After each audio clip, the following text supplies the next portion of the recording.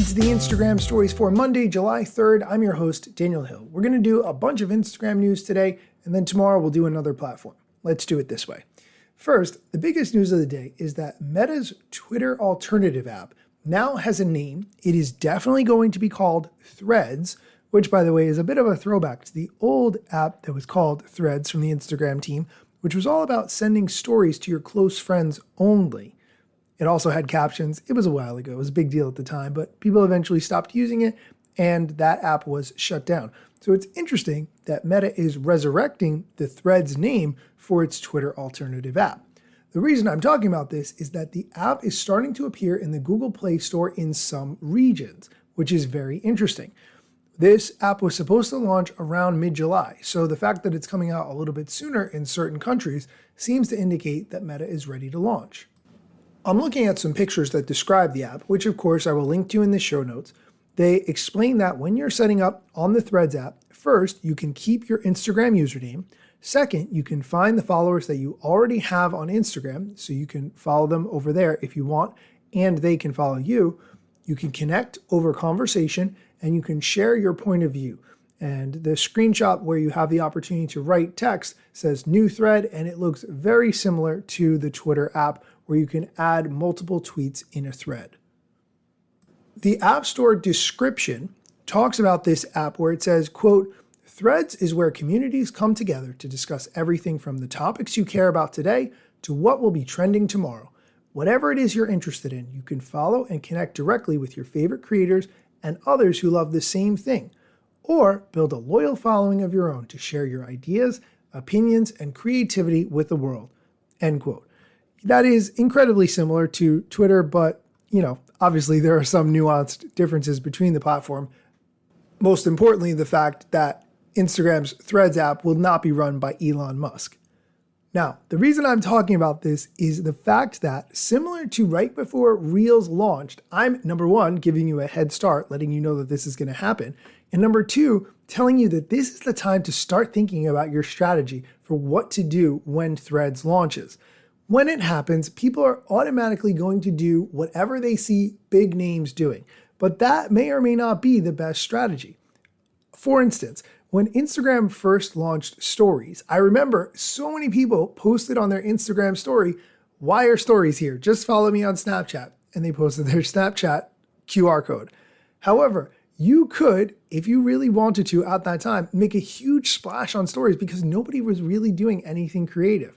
I remember filming myself and doing different things, and because nobody had really thought about the power of stories and what was possible with it, I felt like my audience was really appreciating the unique things that I was bringing to the table. When thinking about Threads, a Twitter alternative, ask yourself, if Twitter just came out today and you knew all the things that you've learned about social media over the past 13, 15 years, what would you do? What would you do differently that you hadn't done last time when you were just getting your feet wet with social media in general?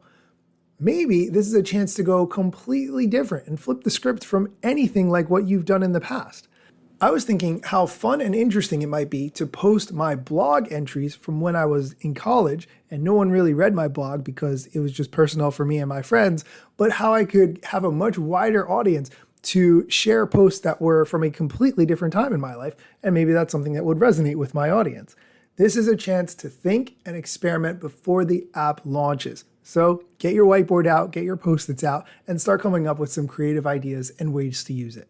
We are going to take a quick break. When we come back, we're going to talk about a couple of new Instagram features, so stick around. This episode is brought to you by Michigan Economic Development Corporation.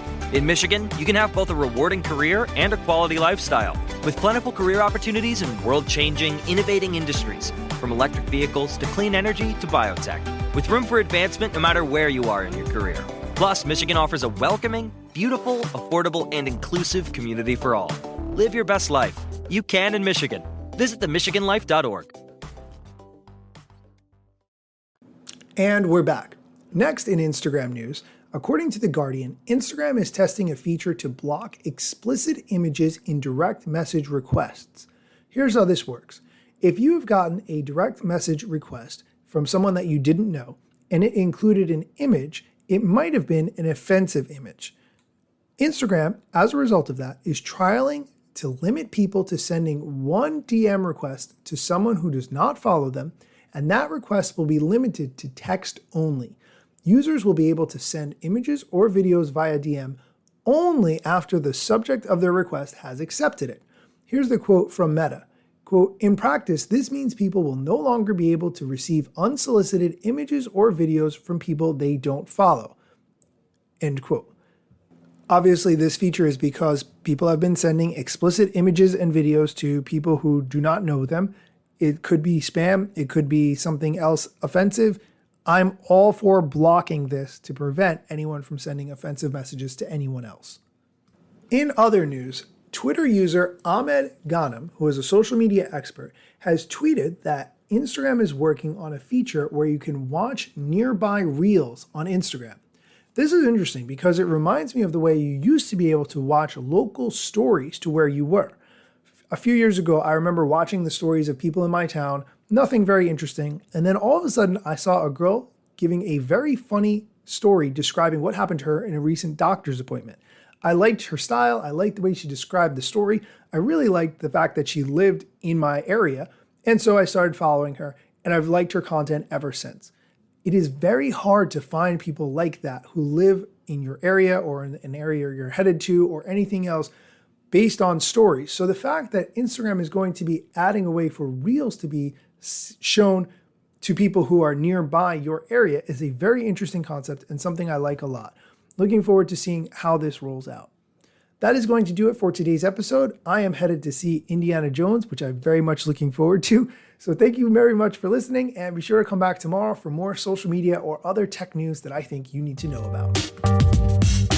Instagram news got you covered, sometimes even TikTok. Relevant platforms in the metaverse ahead of the wave, without a break or a pit stop. Still waiting for Zuckerberg to give me the big job. Pause. Use trademarks and logos with Insta's permission, of course. If you like the show and you gain some good info, maybe leave a review. It's a type of applause. Just drop me a message if you want to collab. If you got some good content or you want to run ads, at Daniel Hill Media is where I am.